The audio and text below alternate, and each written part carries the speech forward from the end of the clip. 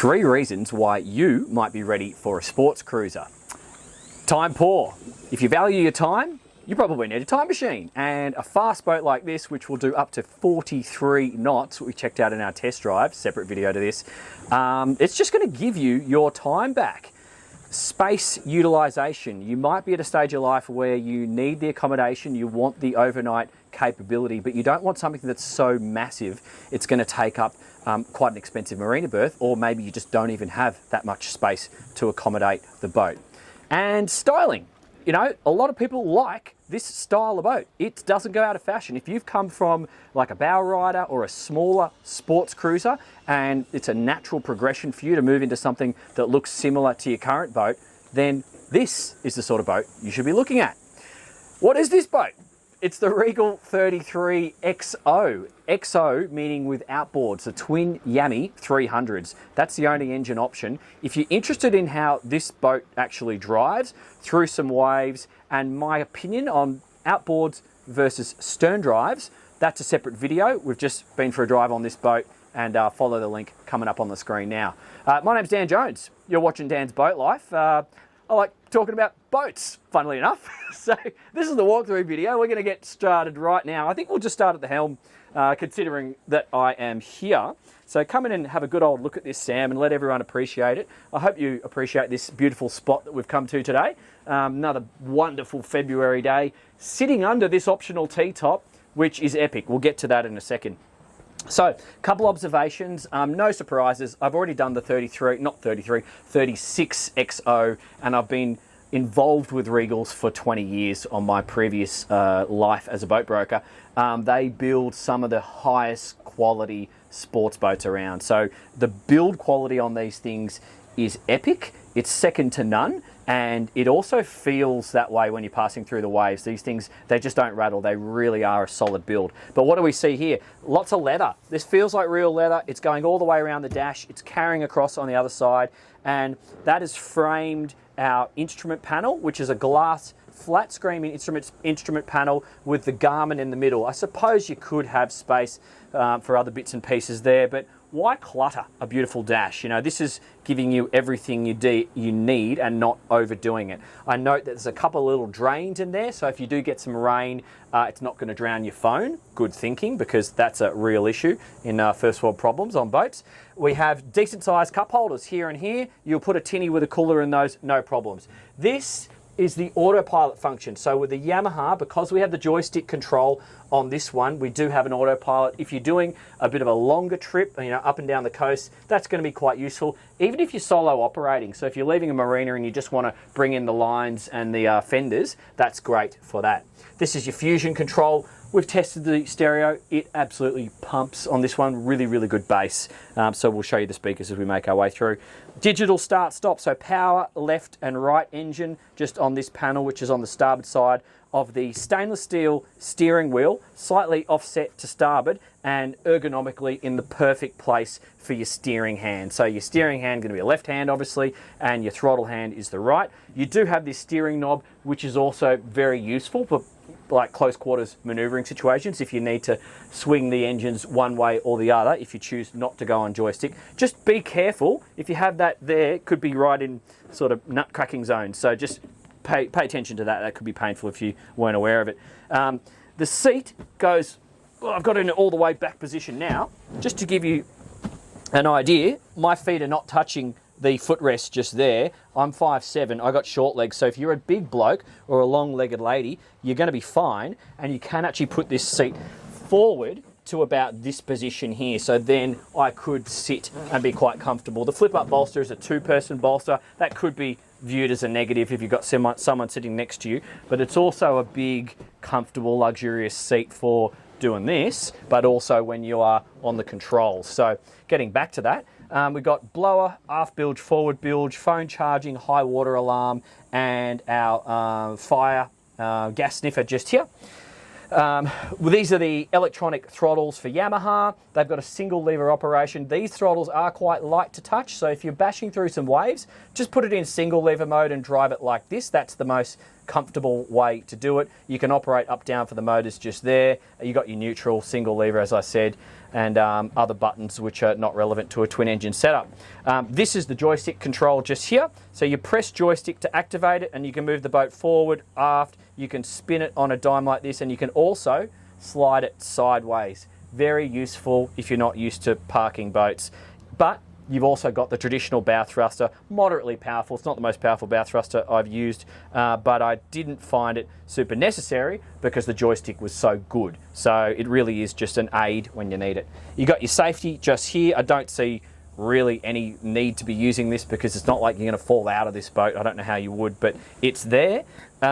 This is, okay, if you go for the traditional Targa arch, this would be to lean it down if you need to get under a bridge, I suppose, or stick it on a trailer. Not that we would do that in Australia. Horn, navigation, anchor lights, power to your electronics, underwater lights, wiper, docking lights, exhaust, that's if you go for an inboard on the other model, accessory, cockpit lights, and your trim tabs are operated just here. I found myself resting my arm in a quite a comfortable manner, and then you can reach back like this. Ergonomically, it works quite well. Wind vortices were fine. I kept myself nice and comfortable at speed, up to 43 knots. That's the advantage of outboards. Like, you really can rip along on one of these things, and it is like a time machine. Okay, just watching ourselves spin around there. We should be okay with this depth. Yeah, we're fine. So let's come around and check out this part of the boat. As I said before, this boat has the optional T-top. I think every Australian's going to want this. This thing is solid as, it's just on these single supports, but the way they've constructed it, going through waves, the bow bouncing up and down, there was no movement, no rattling. It's really, really solid. There's no opening. It looks like there might be an option by the way this styling has been done on the inside of the roof. So maybe there is an option for a sunroof. This particular one doesn't have it, but it just bathes this boat with an incredible amount of shade, and you would also have a good amount of weather protection in colder climates, because if you enclose this front section with the clears, you're really going to have basically a half cabin boat. It's going to give you an immense amount of protection, because this roof, or the T-top, finishes right there. So everyone from this seat forward is completely protected. And these people here, okay, they're in the sun right now, but keep watching and I'll show you a little trick that I saw before, which is quite cool. So, just going down the port side, very, very high quality upholstery. Well, I'm not surprised, being Regal. Little storage spot just under here for the timber table. It's got its own little slot in there, and the leg goes underneath there. Just under here on gas struts, there's a lovely little storage area with an esky, but we've got a fridge as well, and oodles of space behind and aft of that. So you could put covers, you could roll them all up and store them in there quite happily. You can also get into that area by just lifting this cushion here, which removes, and just underneath your bum here is the subwoofer. That bass was really pumping before, very noticeable. 2 drink holders and a third just there. Another Fusion speaker just over there. And as you might have noticed, you can be facing forwards when you're underway with this seat like so, or just push it and then you can set yourself into lunch mode. But I want you to pay attention. So I feel like I'm pretty average size. I can sort of reach the table easily here, but if I'm eating, I'd kind of be leaning forward in a semi-awkward manner. Regal's got you sorted. How good's this? So this whole seat comes forward. Yes, it creates more space out on the transom, which we'll have a look at in a second, but it just makes this whole area multifunctional. See the shade starting to make its way over this back seat here? So this thing just comes all the way forward like this. So if you've got kids, you probably want them sitting over the table or having easier access to the table. You could do 4 table settings right here very easily. You've got 2 cup holders there and there, so everyone's catered for. And how easy is that? It's been transformed. Don't forget, this removes, it goes into its little holder there. So if you want to have it all open, if you want to put it in dance floor mode or whatever you choose, you can. So that's good thinking, really, really well done. Next thing, check out the amount of working bench space you got here. So we're only on a 33-foot boat. This is epic. So if you're preparing food or if you've ordered food, everything can just be laid out here and then arrange it and set the table like so. So that's great. Underneath here is a TV for watching the cricket. How good's that? Now, I want to point out, am I going to open the whole thing? Yeah, why not? I can probably hear some of you thinking, TV, outside, water, moisture, electronics, how's that going to go? Well, this lip I just noticed inside, the TV sits inside its own stainless steel frame. It sits in here, it's very well protected. And this lip, it looks like stainless steel as well, but painted black. It actually goes over the frame. So any moisture which spills out or rain or whatever and goes through this gap, it's actually going to run down and past and it's not going to get anywhere near your TV. So just good, sensible thinking. Decent drink holders here, cold tap just here. Your bin storage is in here. Decent sized bin and space for rubbish bags on either side. And that also has the leg for this table, it's got its own holders in here. Fridge works really good. Been using it all day. It even cooled my phone down after I left it in the sun. It got too hot. So that's great. Courtesy lights just here. And a little bit of storage. Actually, I'd probably put my dirty bin bags in here and keep them separate from that one. And this is the stainless steel holder for the TV that I was just talking about. So isn't that cool? Now, I do see another speaker and a large drink holder just at your feet on the port side there. And I haven't pointed it out. I'll have to cut to a shot of this. Your main battery switches are just underneath this seat facing aft, like basically all Regals have it set up in that manner. So come out and check out the transom. Your kid and doggy door, can't forget that. Very nicely done, wrapped in stainless, got the logo. Another speaker here, courtesy light so you're not going to trip as you board the boat. And then the transom itself, you've got decent size swim platforms on either side. So if you were sort of just drifting in and doing a pick up and drop off at the marina and you wanted to do it at the transom, you could actually do that. The motors, you know, they only protrude that much off the back of the boat right now and they're in the fully down position. So is possible. Obviously the logical place to get people on and off is this side with the bow thrust and the joystick. That's going to be super easy. So we've got cleats here, gas meaning petrol just going in there. You've got your fusion control here because we have two speakers out here and this whole area will actually turn into an aft facing lounge as well. So I'll just make my way around, come on down Sam and see if we can get some of that into shot. So they've got the electric power assisted steering, these yammies, so you really can flick them around from left to right just with one hand operation, super easy. Here's all our shore power connections just here. We got our hot and cold swim shower just here. This is the electric lift for this engine, which was an engine hatch on the earlier model, but now it's a ginormous storage locker. We'll do that towards the end. And then you also have some lights when you get in there. Waist out just here, another cleat like so, and 4-step telescopic swim ladder. And it's good to see another little cleat just out here. I wouldn't tie the boat up to this cleat, but it's a handy one with just when you need to control the boat at the marina, so that's kind of useful. So now let's just start making our way up towards the bow, but I want to point out this little thingamajig. So there's a little contraption on port where you just kind of slide it, and it's got a number of settings, I think. So there's one setting. I'll just sit up there. So you can put a bunch of people out the back here, so that's kind of sitting up nice and high. But if you want to get into sunbake mode, it's got another setting. And do that. I think it actually goes back a little bit further, but I've got the table in there, but hopefully you get the idea. So that is great. Very, very good. And here is some access just here to more storage. And there's oodles more downstairs, which I think we'll do towards the end of this video. So getting to the bow, like you would expect on a traditional sports cruiser, you're not really going to go around either side on this boat. You're definitely going to go through the center. And good construction, magnetic holding just to open it. And we've got some the soft Flexi-Teak stuff, which is nice underfoot, coming through to the bow.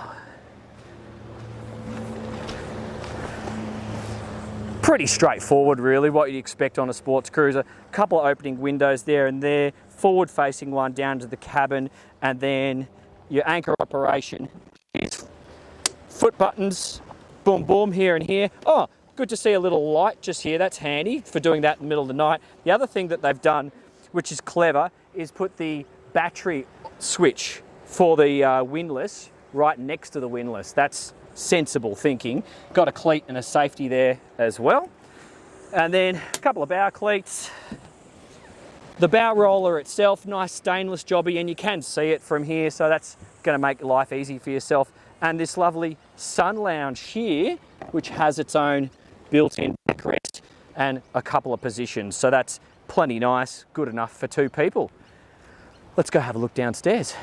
Okay, welcome down below, guys. My point about space utilization is going to become very evident, because gone are the days when we are sacrificing for a family of 4 on a boat of 33 feet. This is epic, the amount of space that we have, and the ideas are many. So we're not wasting a single inch that I can see so far.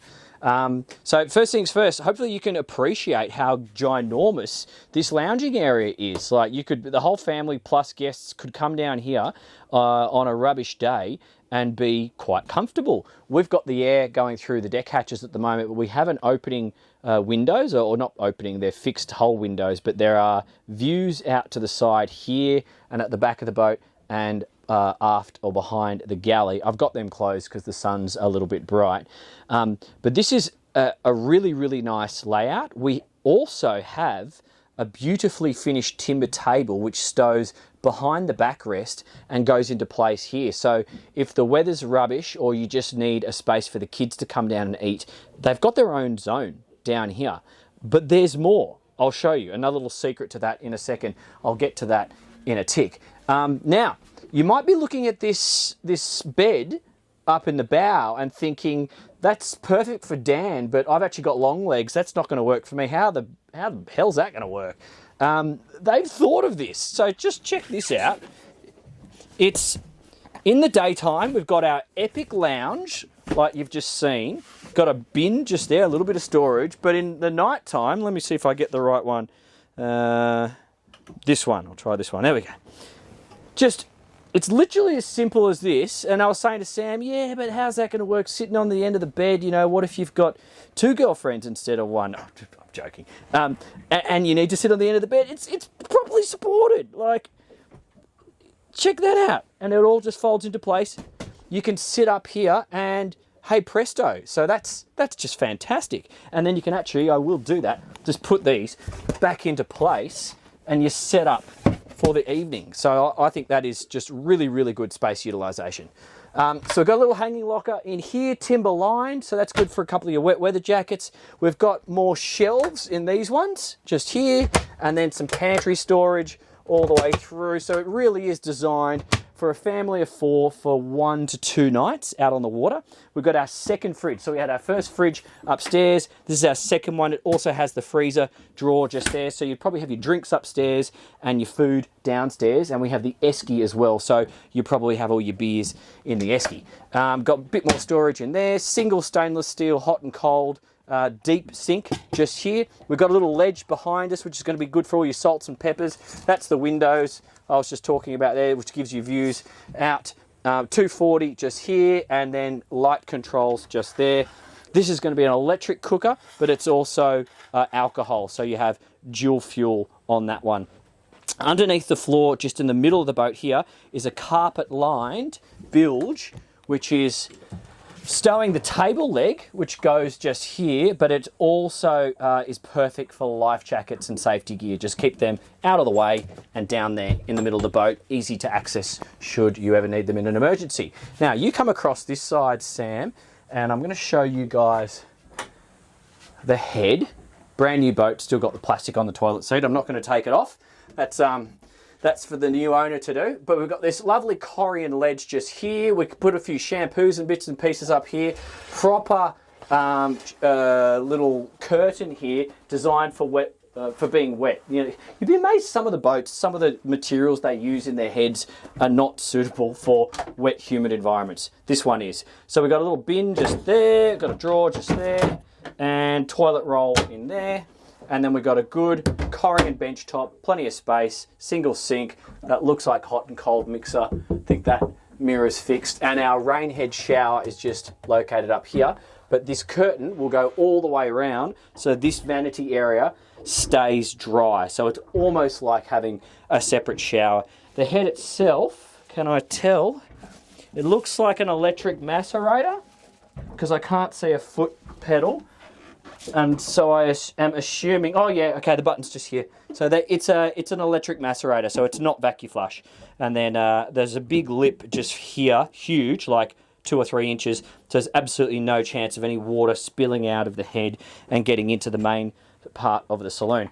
The other thing worth noting, it's actually got a built-in vacuum system. So there's one of those vac things that you just plug into the wall and then you run around the boat just with the flexi hose and you can vacuum up all your mess. But check this out. I'll quickly point out what's going on here. Big flat screen TV, all your systems, 240, 12 volt, all operated from here, tank monitoring, etc. Gas sniffer, safety, and another ledge up there.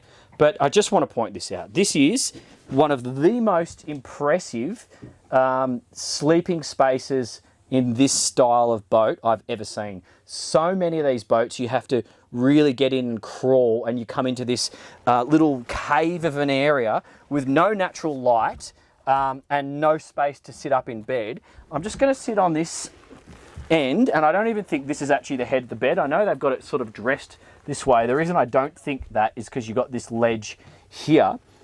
But hopefully put this into perspective for you. The space here is epic. You've got 2 of these big lockers, which are carpet lined, which will store lots and lots of gear for the weekend. But I actually think that's the head of the bed. So come in and have a look, Sam. Hopefully everyone can... I'll just lie down.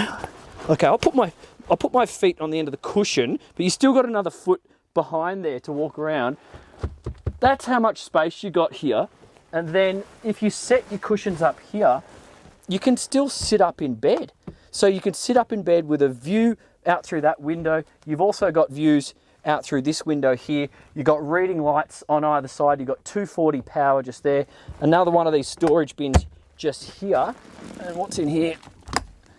Oh, just access to systems, really. You could store stuff in there, but I doubt you would. But this is epic. This is basically like the master berth. And I note with these little fittings up here, there's clearly a curtain which goes in here and makes this area private, so you can separate into a bit of a 2-cabin vibe. So I just think that is so, so cool. But it doesn't end. It doesn't. We're not over. Let me just quickly put these out of the way. So if you feel the need to sleep even more, kiddies, let me just see if I'm doing this right. Okay. Check this out, guys. Let's just do this. I'll just quickly. So just imagine if I put those back into place. How good's that? So guys, one of the other benefits of having an outboard powered boat is you get all this extra space to play with. So, okay, I'm standing up in what is now an awesome equipment room, but a wonderful storage area as well. So we've got facility for fenders, we've got our holding tank, we've got our batteries, we've got all our pipe distribution, power distribution, Fireboy set up just there on the forward bulkhead, more batteries, and then just really, really good access to everything like bilge pumps and the structure of the boat. But just think about it. If you like those big roll-up floaty things to go and lounge out on a hot day like today, just dry them off, roll them up, and store them in here. Perfect. And when you want to deploy them, straight out the back. Stand-up paddleboards, all that other sort of fun gear, same story. So that's just really, really handy and useful on a boat like this. Guys, if you find this content valuable, I would really appreciate it if you would subscribe to the channel. Click on the bell notification so you can see all the videos that I post twice a week these days. And yeah, share it with your mates if you're really into it and you want to support the growth. I've got a Patreon as well. Thanks very much. Okay, guys, I think I've covered everything there. 828,000 base boat. This boat as is, 849,000 drive away. So yeah, if you're moving up into the sports cruiser life. If you think space utilization, performance, convenience with outboards is important to you, check out this Regal 33XO. If you want to compare it to some other brands, think about Beneteau 32 GT, think about the Sea Ray 320 Sundancer. I have tested that boat, you'll find that on my channel. And maybe the Galleon 325 GTO is another one to compare it with this. I think if you're putting them all side by side, this one's probably going to come out on top if we're looking at it and comparing it from a quality perspective. But I'll leave that up to you. And if you want to compare this boat to something similar, click on the link coming up on the screen right now.